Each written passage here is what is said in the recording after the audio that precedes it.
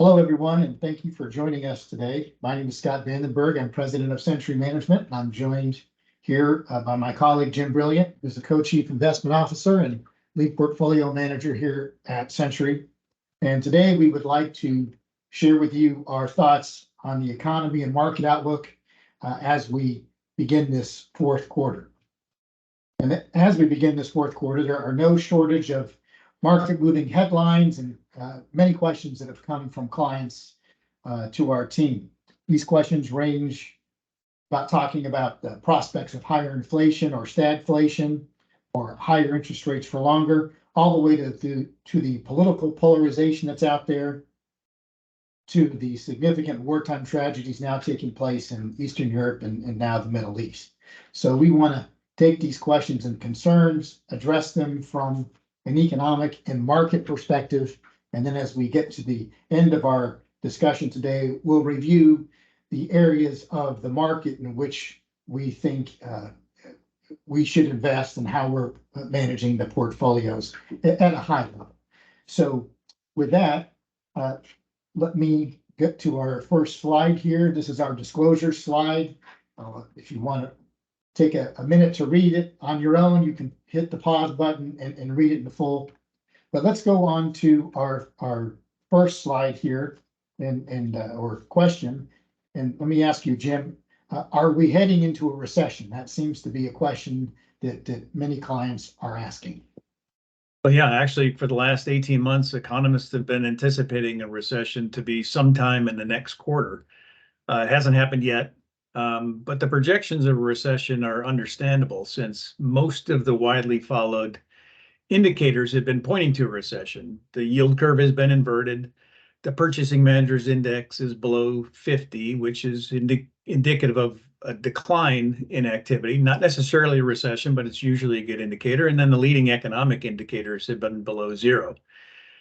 However, the labor markets and consumer spending has remained quite strong, surprising many, and that's keeping the economy growing, and inflationary pressures remain elevated. So, James, okay, so then how should we measure inflation today when you're saying inflation is elevated? Can you describe that? Yeah, sure. So if you go to the Atlanta Fed chart, there you go, Scott. While inflation is certainly above the Fed's 2% target, it has come off of the 40-year peak, and that's largely because of the supply chain bottlenecks have eased. There's moderately lower energy prices, and we've seen improved labor availability. And of course, most of those shortages that occurred during COVID have been eased. So inflation in total has come off of its peak.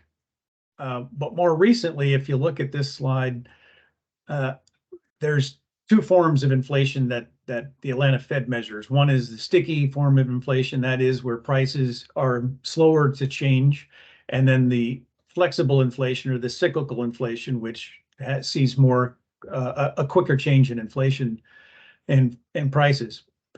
But if we just isolate the 1 month annualized, the 3 month annualized, and the CPI year over year annual numbers, you can see on the right hand side, they've all bounced off the bottom. And the 3 month sticky inflation, that is the type of inflation that is slower to change, is now up to 4.4%, and the year over year CPI is up to 3.7%. So while Jim, can you just give one example of what would be in that sticky inflation category? Yeah, sticky inflation would be things like rent and those areas where prices are slower to change. The flexible inflation would be food prices and energy prices, where they change more quickly, and you can see that in day-to-day prices. So while the Fed has their 2% target, it's much tougher to get to that 2% target than many people expected. And we've been calling for inflation to remain higher for longer, and that continues to be our view. So, Jim, we have a strong labor market. Do you think that is a contributing factor to inflation? Yes. So if you look at this graph, the top part of it is the payrolls number, and the bottom section is unemployment. And you can see on the payrolls continue to be strong, which has surprised many people, especially given the speed and the intensity of the rate hikes by the Fed. And unemployment is near record lows. So the jobs market and employment continues to be strong, despite the fact that the Fed has been raising rates, which tells us that the current environment is less sensitive to rate hikes than previous cycles have proven to be. And Jim, we have a chart here on job openings. Yeah, and another look at the employment is the job openings, and that's the blue bar on the top. While it's off the COVID level peaks, it is still significantly above pre-COVID levels. So the number of job openings by companies remains strong. And then the bottom section compares the number of job openings to the per unemployed person. So that's a measure of job shortages. And the combination of the two, where we've got a tight labor market as well as labor shortages, has provided ample incentive for labor unions to strike. And we've seen that recently with the auto union strike. There was one with UPS. And to date, the unions have had the upper hand here, resulting in pretty significant wage increases, which is certainly adding into the inflationary pressures we've seen. So Jim, why has labor been so strong? Well, this kind of dates back. We have to look back to 2001. In 2001 is the year in which China entered the WTO. And from that point on, the U.S. saw a rapid increase in Chinese imports, both in absolute dollars, but also in the percentage of GDP. And as that was occurring, U.S. corporations found themselves less competitive with some of the low-cost Chinese manufacturing and low-cost labor, and that resulted in companies outsourcing manufacturing to China, and along with that, labor followed. And so you can, if we look at this graph, the black line on the top indicates the amount of Chinese imports per level of GDP, and you can see it rising from 2001 to 2015. And during that same period of time, that was the globalization period, you saw that the job openings was relatively flat, which was an indication of, the gold bars, which is an indication that labor was, while we were obviously adding some jobs, we weren't adding jobs to the extent that we are now. And you can see that on the right side. From 2015 on, there has been a deglobalization trend, and we've seen many jobs being reshored back to the U.S. And with that, the job openings have been moving up rapidly. That also coincided with a decline in Chinese imports relative to GDP. But Jim, now even with the higher inflation, the consumer seems to be holding up pretty good. Do you agree with that? Yeah, the consumer has been surprisingly resilient. In this graph, we look at the consumer's ability to withstand the inflationary shocks that we've seen. So on the top is a blue line that covers the financial obligations ratio, which is a measure of the after-tax household income that is required to repay debt and cover other financial obligations. This includes the higher debt levels and or interest expense that a consumer might face. Now, this also takes into account the home ownership rate. And if you remember, we had a housing bubble in 2006, 2007, 2008, that time frame. And at that point, household ownership peaked at 69%. Then it dropped to in 2016 to about 63%. It's come back about halfway.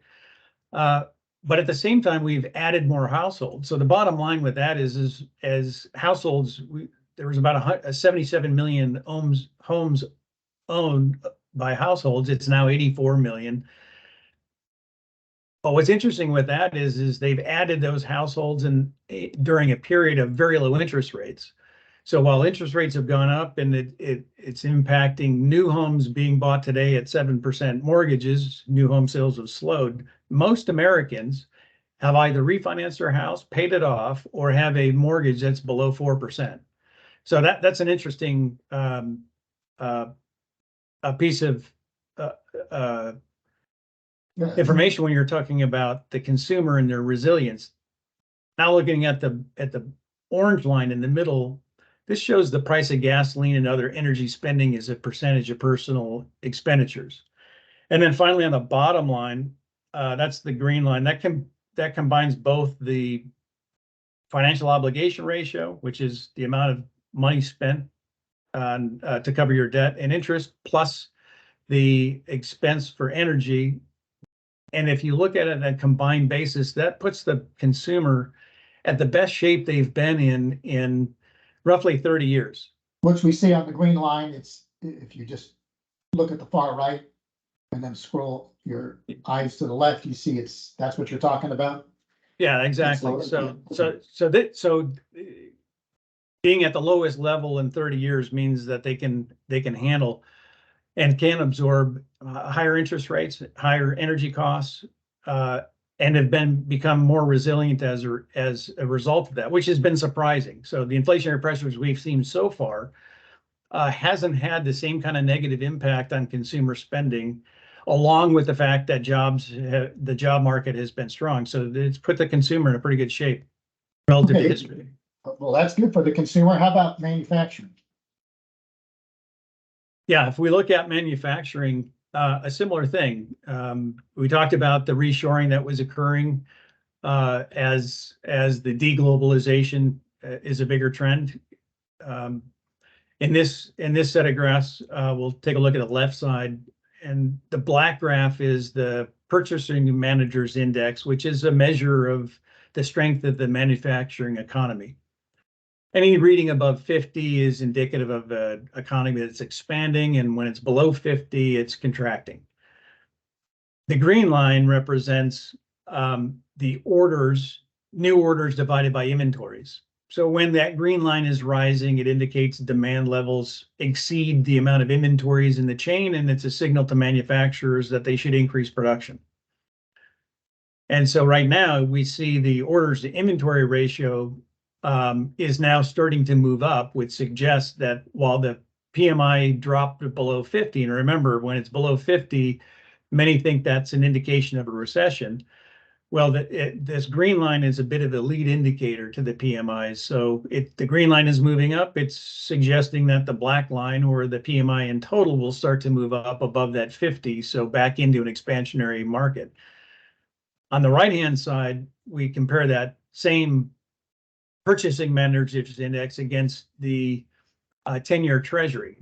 And the idea is when the Fed is raising interest rates, they want to raise interest rates such that it slows demand, so that you put downward pressure on the economy and relieve the inflationary pressures that they've been seeing. That's the idea anyways. So, a figure, a PMI figure above or rather below 50 does not always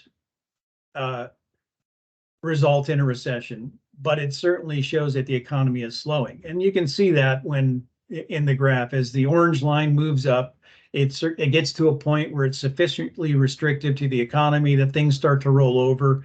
And that's where you see Jim, that's the orange line that's going up. That's the 10-year Treasury yield. Yes, the 10-year Treasury, and the circles, those blue circles, are where the 10-year Treasury has gotten up so much that it has slowed the economy, and you see the Purchasing Managers Index roll over.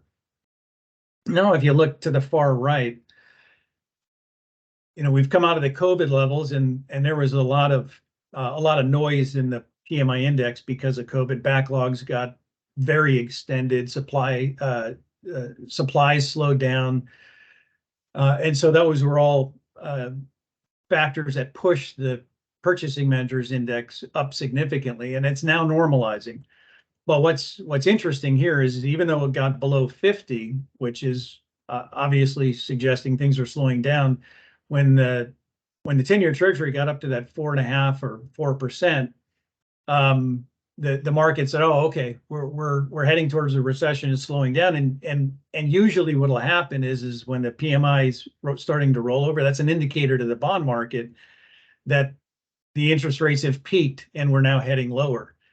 But notice on the far right, when the PMI started to move back up again, the 10-year Treasury spiked, which is telling the market that while interest rates are up, it is not killing the economy. It has not been enough. They're not high enough to kill demand, and hence we've seen another rise in interest rates. All right, so Jim, we talked. So we Yeah, talked so about the consumer. economy remains pretty strong. Okay, sorry about that. So the economy remains strong. So, but now let's shift gears a little bit and talk about the debt levels that are out there in the economy. And we can look at debt via the consumer, debt via business, debt via the government. But these are frequently asked questions by our clients that express concern about the debt. We read about it a lot in the mainstream press. Let's talk about that for a minute. Yeah, it's a big subject, an important one. So if we look at the top part of this graph, this is the level of debt by part of the economy. So we're plotting the level of consumer debt, business debt, and government debt. And you'll notice the one that's grown the fast is the blue line, and that's the government debt. And while they're all up over time, and certainly up from the 2008, 2009 timeframe, it's important not to just look at the absolute dollars, but also compare it against GDP, and that's what we do in the bottom section of that graph. So the blue bars are government debt. The purple line is consumer debt, and the green line is business debt. And what you can see, starting off with household or consumer debt, as we all recall, in 2009 timeframe, grew substantially with the housing bubble, and consumers got way over their skis. And from 2009 until current, they've really pulled back and shown a lot of discipline. Despite the fact that interest rates have been lower, they've lowered their overall debt levels and corrected their balance sheets. So we've gone from a record high of debt to GDP from a household standpoint to now back to average. So consumers are in great shape as a whole. I know interest rates and inflation and all that are causing a lot of consumers some pain, but in general, consumers are in very good shape. The same can be said about businesses. The businesses have kept their balance sheets pretty lean. And in fact, on the more cyclical side of companies, the metals companies and energy companies and that sort of thing, chemicals, et cetera, they had levered balance sheets in the 2010 timeframe, and over the last decade have really delevered. So consumers and businesses have shown a lot of discipline in this timeframe. That can't be said with the U.S. government. The U.S. government has seen its debt levels rise in absolute basis. It's risen relative to GDP, and it now stands at record levels of debt to GDP. We're at 114%, which is the highest level we've ever seen, even after World War II.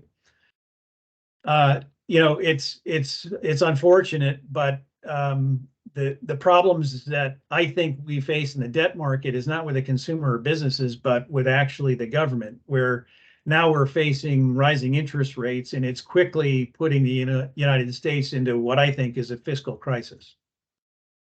Jim, talk about that. When you're talking about a financial or fiscal crisis, can you expand on that? I mean, is that what keeps you up at night?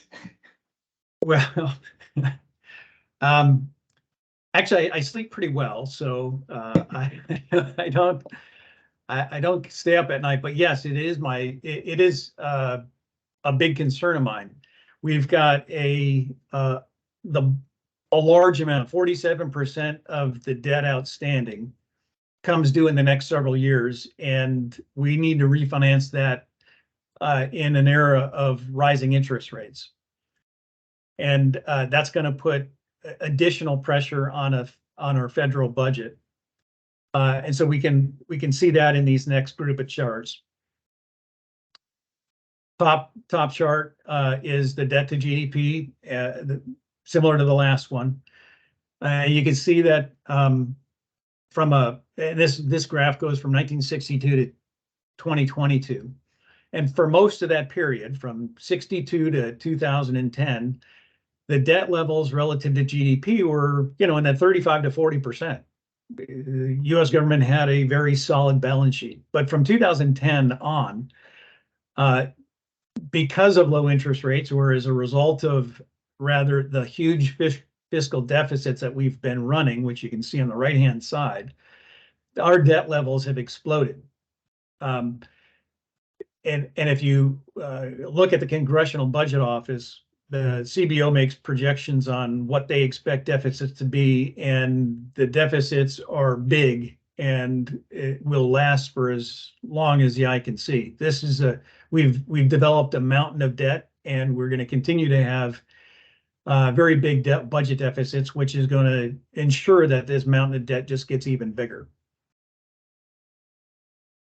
So Dan, let's talk about part of the reason for this is that we've had low interest rates. So even though the mountain of debt was expanding because the rates came down, the government could put more debt out there, and it really didn't cost any more to service the debt.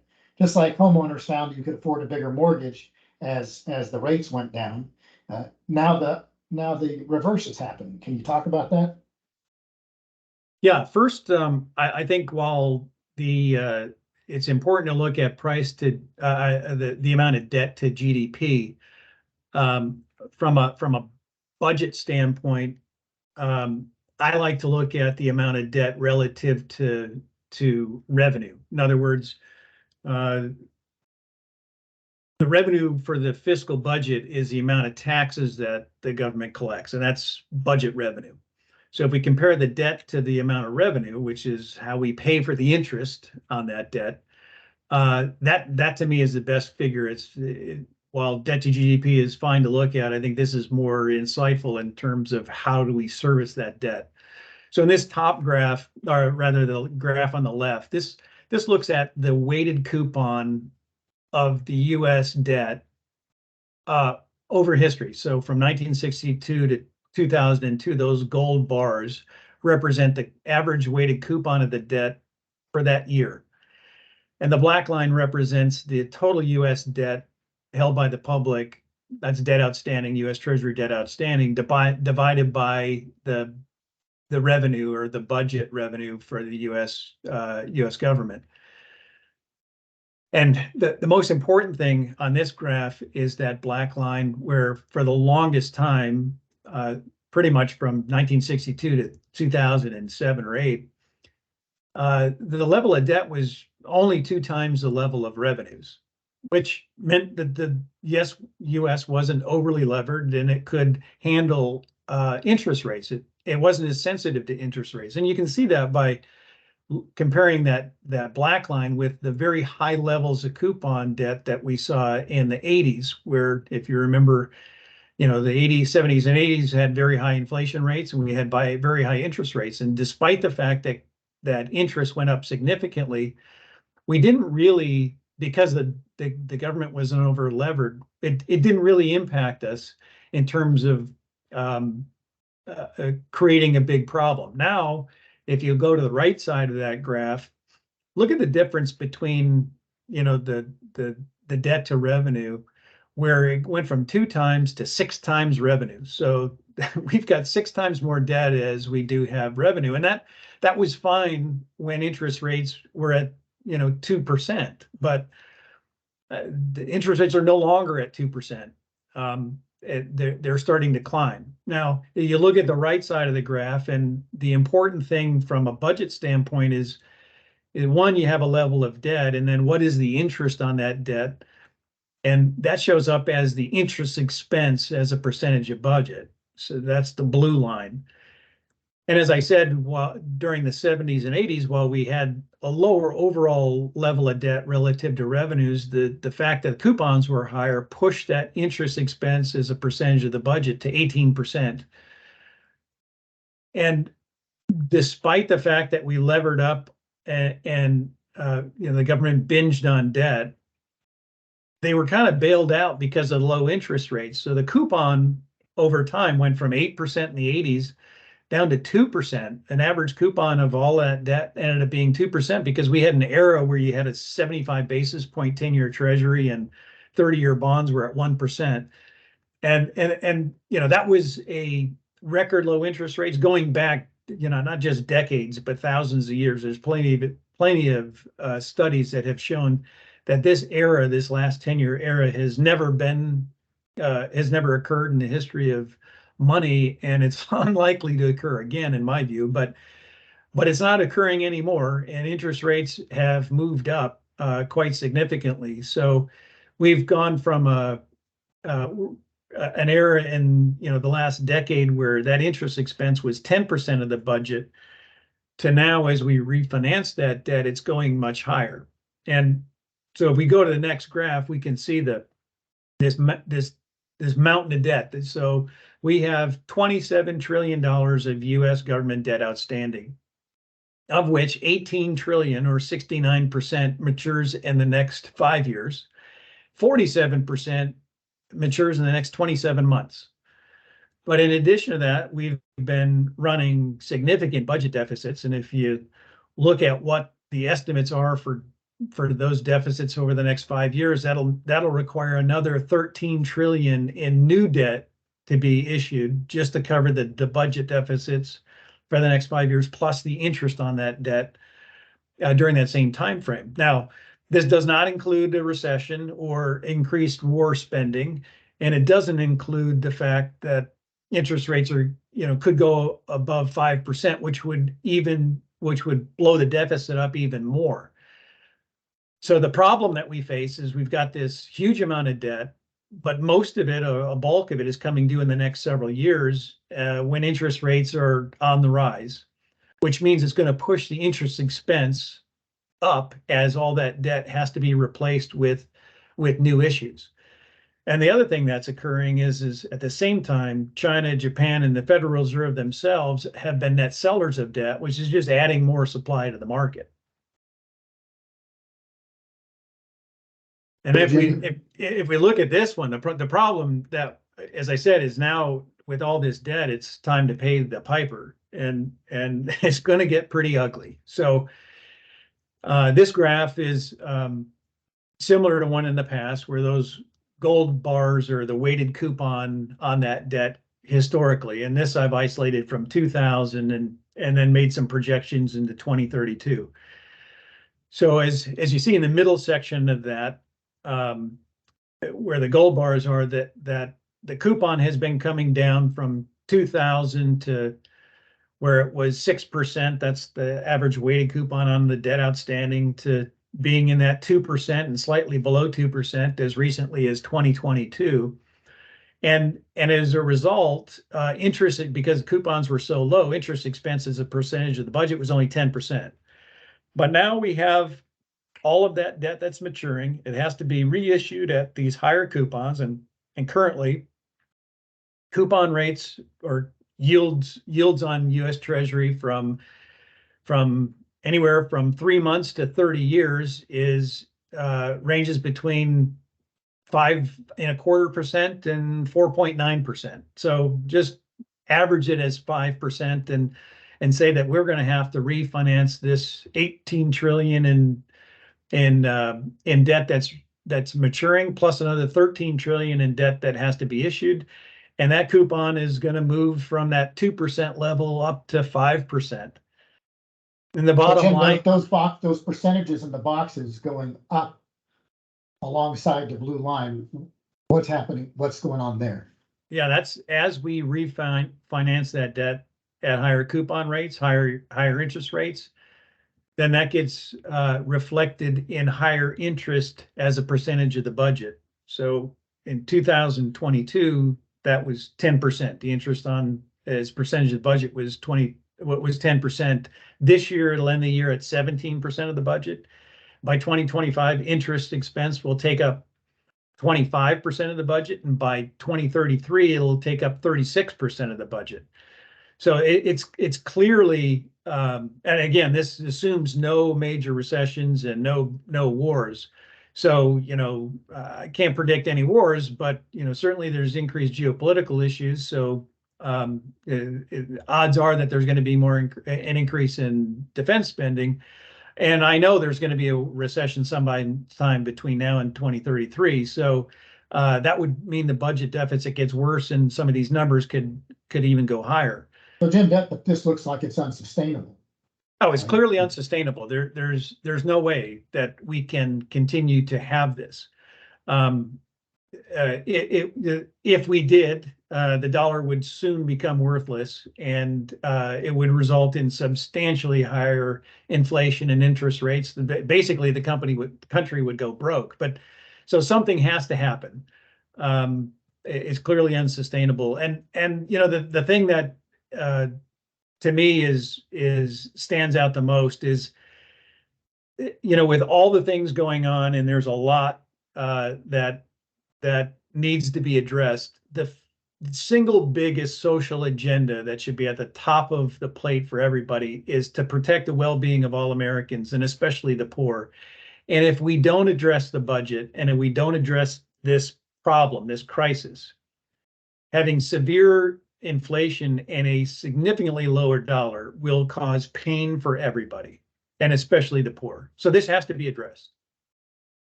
So Jim, oftentimes the political solution to this would be to increase taxes, increase the revenue. So is that a good idea? Not a good idea? What's going to help get out of this mess? Yeah, well, it is a big problem, and the solutions are very difficult. You're right. The number one solution that politicians always throw out is adjusting tax rates. So on the one side, by raising taxes, a government hopes to increase the percentage of revenues that come as a percentage of GDP. And we can see this on the right side of the graph. And then the other idea is, by lowering taxes, you hope to spur the growth in GDP. So by tweaking the tax code, you either raise taxes or raise GDP, and the idea is that you'll get more dollars in revenue to be able to handle the higher interest expense. Well, if you look at this graph, the top line is the total amount of revenues by all sources as a percentage of GDP. So there's corporate income tax, there's individual income tax, there's payroll taxes. Add it all up, and from 1962 to 2002, the total amount that we've gotten as a percentage of GDP has ranged from 16 to 20%. It's averaged about 17.4%. That's taxes as a percentage of revenue. That's taxes as a percentage of the GDP. Yeah. So a couple of things. It's also really important to understand that personal income tax receipts, that's the largest amount, and they typically peak during bull markets. So you can notice that in the 1999 and 2000 timeframe, and also in 2022. So as stock market peaks, there's a lot more tax receipts that come. It also happens to be at a time when the economy is usually at its strongest. But when a recession comes, not only does GDP decline, but the amount of receipts from consumers, or tax receipts from individual tax returns, declines. So not only does GDP fall, but overall tax receipts and the budget income collapses. So the other thing, the idea of lowering taxes and the fact that you're going to raise GDP in the interim, well, that's true. It can, and we can tweak it, but that's not going to be it's not going to solve the problem. If you look at, long-term nominal GDP growth rate what that potential is, it's running about 4%. Well, the deficit runs 6 to 7%. So any real solution must address the massive spending that has happened from Washington. And this has been occurring under both parties. You know, this is not one party or the other. This is the whole group. We've been spending way beyond our means for a long time. We benefited from low interest rates, but now we got to pay the piper, and tweaking the tax isn't going to do it. It's going to require a lot of tough decisions. And it's not easy. I mean, nobody wants to cut Social Security. Nobody wants to cut Medicare. Today, with geopolitical things happening, we can't cut military spending. So it's tough. But in my view, to start, we really need to start by getting more efficient. We should dramatically reduce that agency creep that has happened over time. There's plenty of bureaucratic bloat. We should institute an overhaul and get rid of excessive regulations, which slows down economic activity. And there is a lot of stuff, a lot of programs that the government does that could be handled more efficiently if it were outsourced by, better run corporate enterprises. So I think that, there's a lot of tough decisions that have to be taken up, but most importantly, it gets down to voters. I mean, we as voters have to demand more accountability out of Washington. And we got to recognize this is both parties. They're both responsible for the mess we're in. And, in my view, the idea of career politics has got to end. We've got to get a group in there that is really cognizant about the problems we have, because I don't believe that the group that got us into this mess is going to be the group that gets us out. It requires voters, to send a message to Washington that says either start addressing the problem or get out. Now, I don't have a lot of confidence that that's going to happen. So I think because it's not going to happen, I think it's going to end up in a crisis before it ends up getting addressed. So Jim, let me just circle back to the debt just for one more minute, because you were talking about we've got this increasing debt, and then now the debt that's coming due, 47% of it's coming due within the next couple of years. It's going to have to get refinanced at higher interest, but we don't have that cash in the bank. So the government's going to have to add more debt to, increasing the deficit just to pay the interest expense. So it kind of becomes a circle. In our internal meetings, you've called it a doom loop, and it sounds kind of depressing, but it's a very serious topic. And if you could just finish the debt by explain, that part of the conversation and explain Yeah, this sure. in the graph.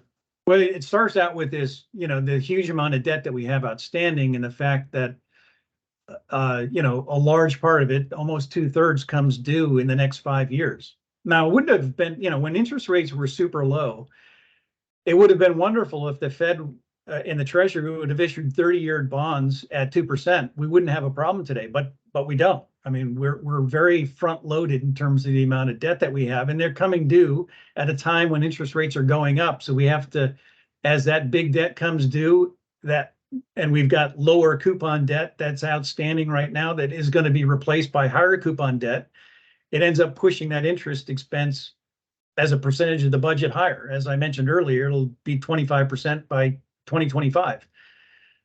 That in turn makes the budget deficit even bigger. And then because we've got a bigger budget deficit, we have to issue more debt. And increasing that debt outstanding adds to the mountain of debt that we have currently that has to be refinanced. So you can see there's a circle that ends up happening, a virtuous negative cycle that I call a doom loop. And yeah, I mean, it's scary, and it should be, because it really needs to be addressed. So Jim, I think we've covered a lot of ground. So from what we've covered over the last 40 minutes, what is the takeaway before we address the investment side of it in just a moment? How would you summarize everything that you've just touched on? Yeah, so it's kind of going back, we're in this era of deglobalization and reshoring, and that, along with the infrastructure acts, the the CHIPS Act and the Inflation Reduction Act is going to continue to support the already tight labor markets. If we look at the consumer and businesses, they're in much better shape financially, certainly than the U.S. government is, but better able to handle inflation and rising energy prices than previous cycles. Not that it's not going to have impact. The rising interest expense and higher energy costs is going to obviously impact people, and it's going to slow down the economy to an extent. But it also, that combination of that means that inflation is going to be stickier and remain higher for longer, which will keep interest rates staying higher for longer.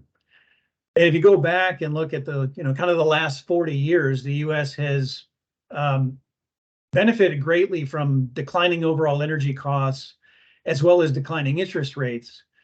And because of that, that combination of cheap energy and cheap interest rates meant we had a very benign inflationary environment with low interest rates, which unfortunately encouraged the U.S. government to load up on debt. And until now, it hasn't been a problem, but it has now quickly become a problem, as we just covered. To me, that just means the U.S. government is going to have to continue to print money in order to pay for that higher interest expense and more debt. The more you print money, then it really becomes a question of the credit quality of the U.S. government, and what does that mean in terms of the full faith and retaining the full faith in treasuries, and then therefore the full faith in the U.S. dollar. And if the U.S. dollar, although it's been relatively strong in here, if it starts to decline, that will just add increased pressure to inflation. Now, none of this is going to happen in a straight line. And by that, I mean interest rates, I think, are generally going to move higher, but there's going to be periods of time where the bond market rallies and interest rates decline.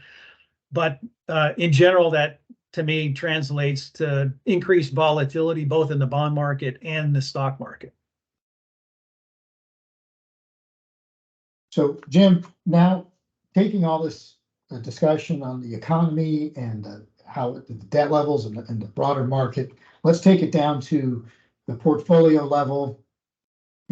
What are the areas that you think, from an investment perspective, that might do well or better than other areas in this current environment?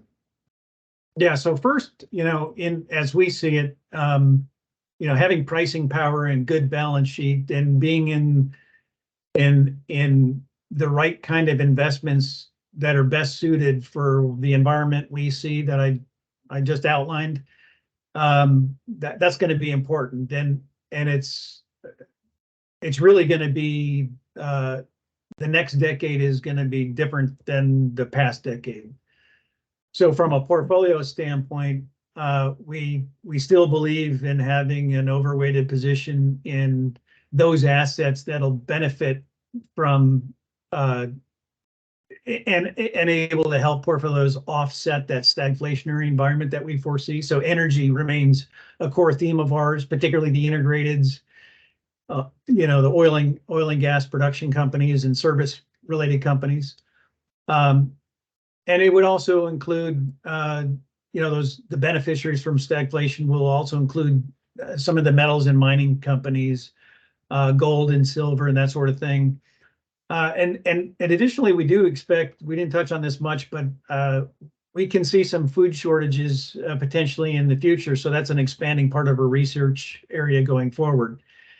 And then, to address the reshoring, which we think continues, especially. That'll help the industrial names, the reshoring. Yeah, exactly. So the industrial names will be some good opportunities benefiting from that reshoring and the investment acts that we talked about earlier.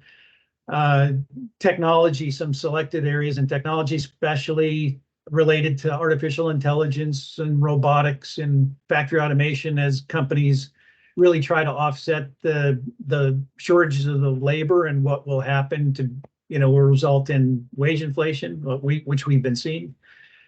And then in the financial world, we think there's some opportunities in insurance and some of the larger banks.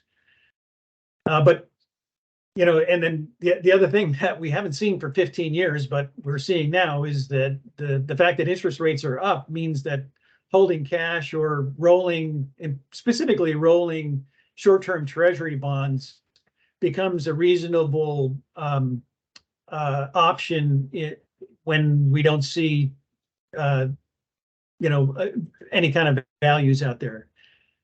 And then, if we look at it just from a broader fixed income standpoint, we continue to roll short-term duration individual treasury bonds as well as high quality corporate bonds. And for that, it's very short duration or very short-term maturities. So anywhere between 1 and 3 years.